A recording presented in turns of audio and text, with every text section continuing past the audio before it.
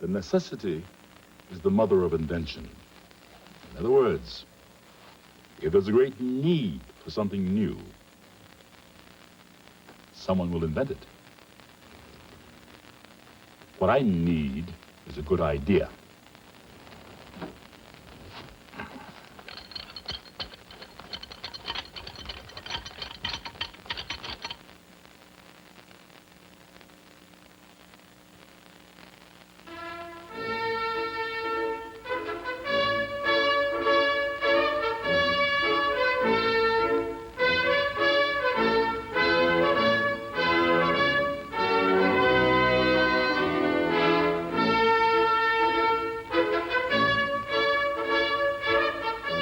Bill loved to wander across the downs. And as he wandered, he would imagine all sorts of extraordinary people, places and things. But, unfortunately, he had no one with whom he could share his adventures. I rather wish I had a friend, he thought. So, he used to go down to the fields, where he would watch his old Uncle Crispin gather mushrooms. Now, in the course of time, Crispin had become so skilled, he could distinguish the sound of each mushroom as it broke through the earth. And he was always able to fill his basket with the freshest crop. But gradually, the anxieties connected with mushroom gathering began to affect old Crispin. Oh dear, thought Bill. But old Crispin went from bad to worse, and eventually he fell ill and completely lost his appetite. Chloe, his wife, called in the doctor, who listened to his chest, took his pulse, and finally sent him away for a holiday. But it wasn't any use. Old Crispin still wouldn't eat. With the assistance of Boadicea, her daughter, and Chad, her little son, Chloe tried to tempt her husband with every dish she could think of. But it wasn't any good. Old Crispin still wasn't hungry. He became thinner and thinner. "I wish I wasn't so thin," he snapped. Then, at last, Chloe succeeded in making a delicious jelly that really seemed to take his fancy. And every day, she slightly increased the portion, until she noticed that the more of this jelly Crispin ate, the greater his appetite became. And he began to get fatter and fatter. He grew so fat he could no longer move, but he still went on eating. Chloe gave up more and more time to jelly making, until she was compelled to look out for a minder, in order that her children might not be entirely neglected. She sent for her nephew, Bill. When old Crispin saw Bill, he said, "I seem to have developed a slight weight problem, and I can't get down to the fields to gather mushrooms anymore." Then he sighed, "I wish I wasn't so fat." But Bill smiled and said quietly, "I have an idea." And he constructed an amazing slimming appliance, which old Crispin had to use twice a day in order to lose weight.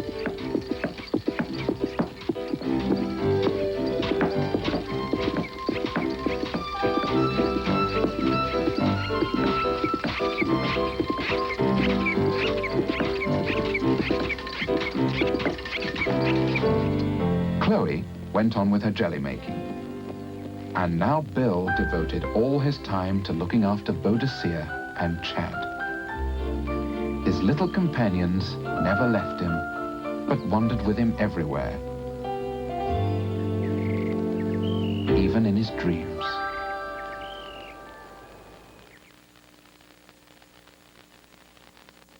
One morning, Bill put on his leather waistcoat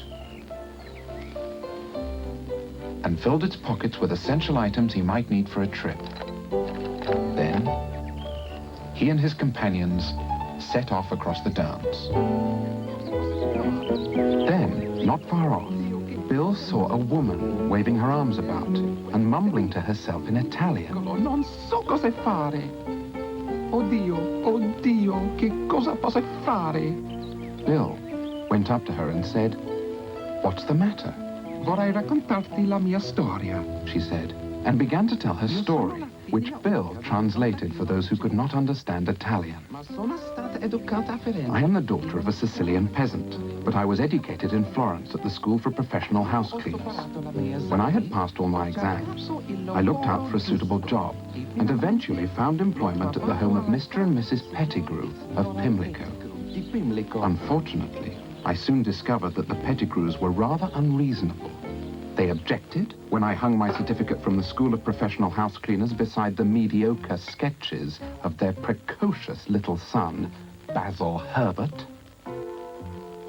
They complained when I cleared up their crumbs with a vacuum cleaner. They didn't like it when I forbade them to put their teacups down on my newly polished surfaces. And they moaned when I would not allow them to sit upon my freshly plumped up cushions. But worst of all, they hated it when I interrupted the little Herbert's singing lessons. Ew!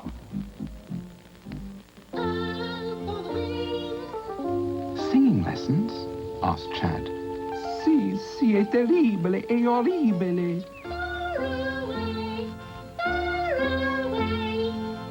The minute the Pettigrews are out of the house, I spare no effort in trying to silence the little Herbert's frightful warbling. I lock him in the bathroom with the bath taps running, hoping that this will drown the dreadful trill. But it doesn't.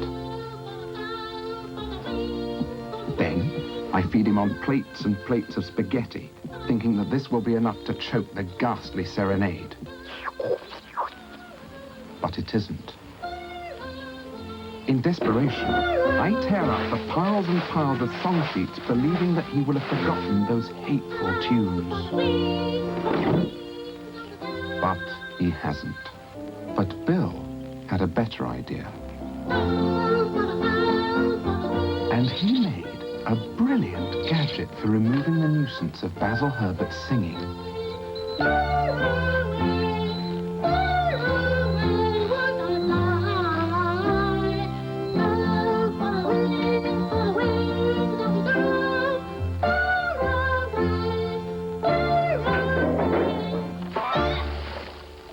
Bill listened very carefully in case he could still hear the odious Herbert's dirge. But he couldn't. The Sicilian cleaning lady was delighted with the result. He and his companions set off across the downs. Suddenly, they came upon a gold crown protruding from a pile of hay. Slowly, the crown began to rise, revealing the head of a king firmly fixed to its underside. "What do you want?" said the grumpy old monarch. "We wondered why you're hiding out here on the downs. If any of you are a bit softish, you had better cover your ears, for my story is a harrowing one. I was such a successful king, my kingdom became immensely rich. As their prosperity grew, my subjects raised their poor old king to an increasingly exalted position. Heavier and heavier grew the robes of state until I could hardly support them. I was now compelled to remain on my throne day and night. Except, of course, for an hour in the morning when I performed my ablutions in the royal bathroom.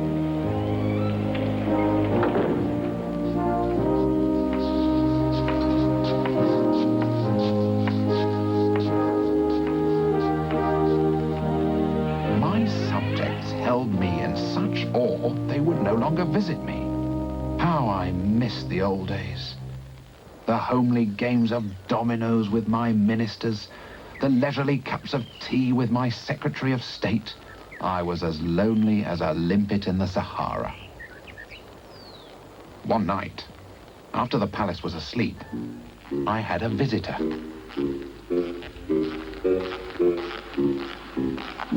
It was my Prime Minister. I was so happy to see my old friend. A huge tear fell from my eye, and as he bowed before me, it splashed on his bald ministerial head. "Follow me," he whispered. In silence, we traversed the terrace,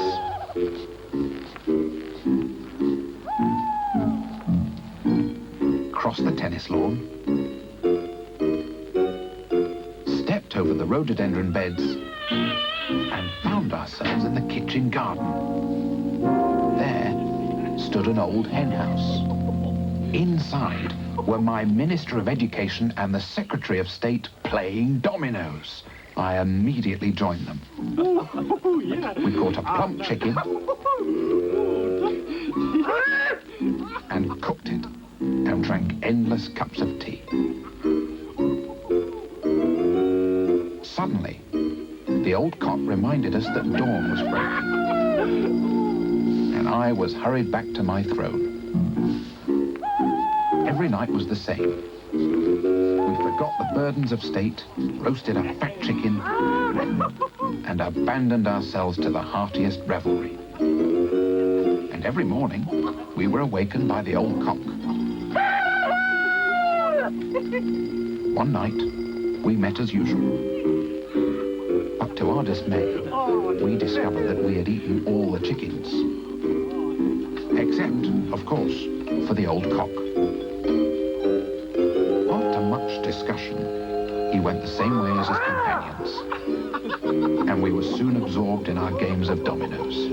How long we would have played is impossible to say, for we had eaten our only timepiece. We were suddenly brought to a standstill by a knock at the door. My subjects, finding my throne vacant, had been guided by the sounds of revelry to the hen house. I was so embarrassed at my appearance, I hurried from my kingdom, and I have hidden myself here on the downs ever since. Boadicea brushed away the feathers and the droppings from his beard and said, "There, now you can go back to your kingdom."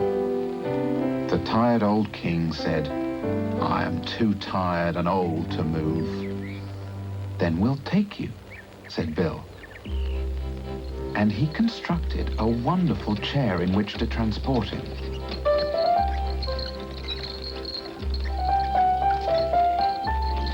"When you're ready to leave, just ring the bell," said Chad. And he did.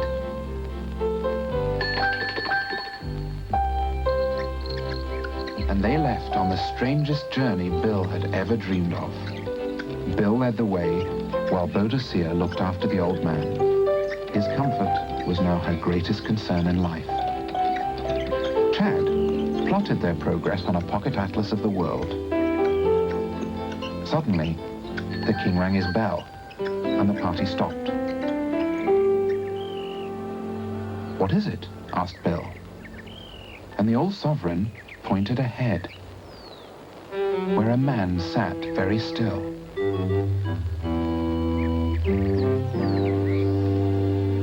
Bill approached him and said, "Who are you, and why are you staring out across the downs?" "My name is Ron. I'm the navigator on the Swedish liner Turnip of Göteborg, and I'm looking out for something unusual or out of the ordinary."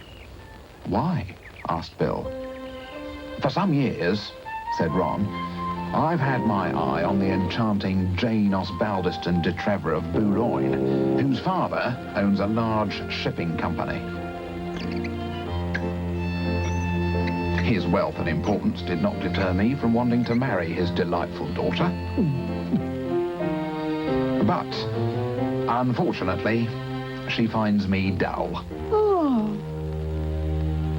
She says I only talk of navigation, of sextants, quadrants, compasses, of logs, charts, and tables, of buoys, beacons, knots, and currents." The old king began to complain of a headache, so Boadicea massaged his temples. "I understand the problem," said Bill. "Luckily," said Ron, My job as navigator aboard the Turnip takes me all around the world. And everywhere I go, I look out for anything extraordinary or remarkable.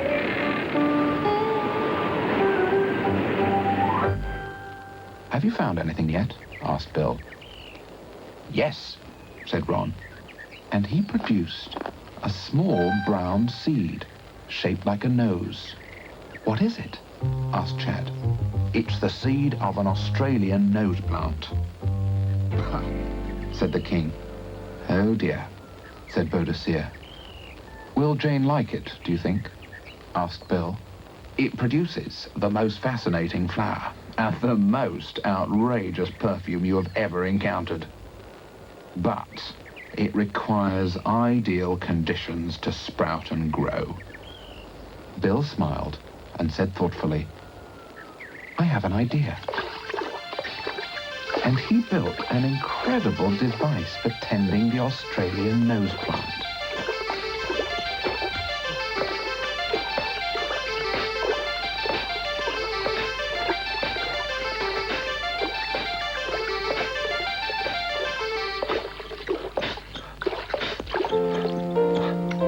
But a postcard arrived from the delectable Jane Osbaldiston de Trevor, saying that she had married an exciting antiques dealer who talked of nothing but hallmarks and Chippendale, which spoiled Ron's plans entirely. Boadicea felt so sorry for him, she said, We're taking the king back to his kingdom. Would you like to come with us? Might as well, said Ron. As he was dreaming about this and that, Bill heard the familiar voice of his good Aunt Galadia calling into a tree. How peculiar, he thought. And the party stopped. The king rang his bell vigorously, as he was annoyed at being delayed. So, Boadicea poured him a cup of tea from her thermos flask. And Chad used the interval to calculate the number of paces between 2 points. Bill went up to his good Aunt Galadia and said, What's the matter? I've lost my precious Norris. My beautiful Norris, she cried. And she pointed up into the tree. There, amid the branches, stood the good Aunt Galadia's precious Norris, the very rare and beautiful green-toed button crane of Baraboo. In desperation, Aunt Galadia tried to entice the animal down from its roost by holding up a Peruvian yap bean, of which the creature was inordinately fond. Norris! Norris! My beautiful Norris! She shouted. But the bird stayed in the tree, which displeased him immensely. It's hopeless, moaned the pessimistic Aunt Galadia. I'll never get my gorgeous Norris down. But Bill pondered over the problem, and in no time contrived an extraordinary device for drawing the magnificent green-toed button crane of Baraboo from its resting place.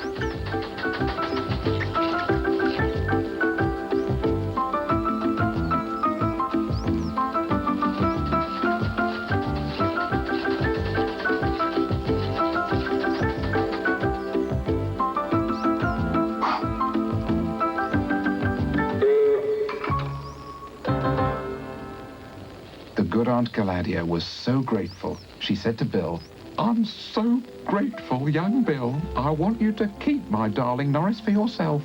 Just give him plenty of Peruvian yap beans. Oh, thank you, said Bill. How lovely, said Boadicea. How wonderful, said Chad. How ghastly, said the king, and he rang his bell impatiently. So they all said goodbye to the good Aunt Galadia, and as they wandered, they took with them their friend the king, whom they had promised to help return to his kingdom, a navigator called Ron, and Norris, the beautiful green-toed button crane of Baraboo. As Boadicea pushed the king along the path in his wonderful wheelchair, they passed an ice cream van, and he began to grow restless. Huh? he greatly desired an ice cream covered with chocolate sauce. And as they proceeded, he started to show symptoms of becoming a bit unmanageable. I rather wish we could get the old boy back to his kingdom, thought Bill.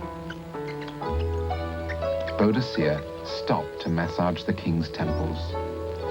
But he could not get from his mind the idea of an ice cream covered with chocolate sauce. Then, suddenly, they were all greeted by a very respectable gentleman. This man was so respectable, he was never known to wear the same suit twice. Nor had he ever been seen to remove his lavender-colored gloves, even at meal times. It was also reported that his face and inside his ears were never dirty, his hair was never greasy, and he was never known to have to visit the lavatory. He really was a very respectable man indeed. Then he bowed again and said, "How can I help you fine people?"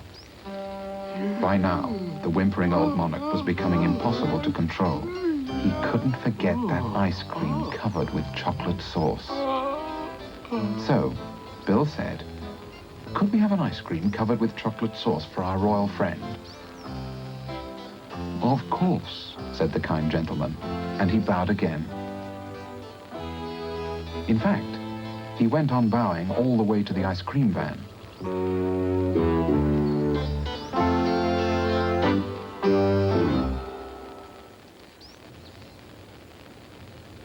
He even bowed to the litter bin.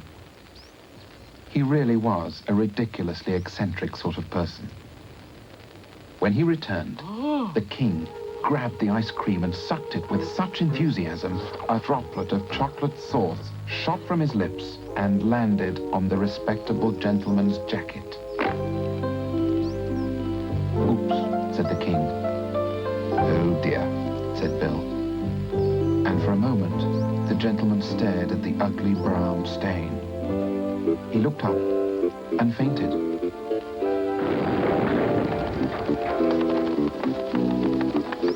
Boadicea did her best to remove the blemish with a sheet of toilet tissue, and Chad tried to lick off the blotch with his tongue. But it wasn't any use.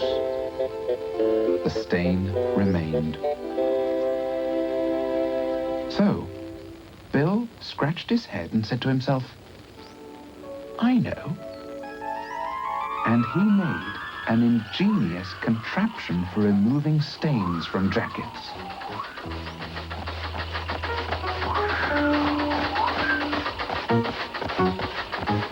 The respectable gentleman was so taken with the result, he bowed and offered to help the group in any way he could. "Well," said Bill, "it's getting rather late, and we are supposed to get the king back to his kingdom." "Let me escort the aging sovereign," said the gentleman. And Bill, Boadicea, and Chad said goodbye to the king, Ron the navigator, Norris the button crane, and the highly respectable gentleman, and hurried back home across the downs. If you could invent anything in the world, what would you invent? Something fun? Or something useful? Or would you invent something both fun and useful? As it turns out, my new invention is both faster and better than any machine like it. It is a 2-wheel Clement, a 5-degree dunce, and a wooden spoon Cordoba. It's a beauty, isn't it? Now, if I can just figure out what it does.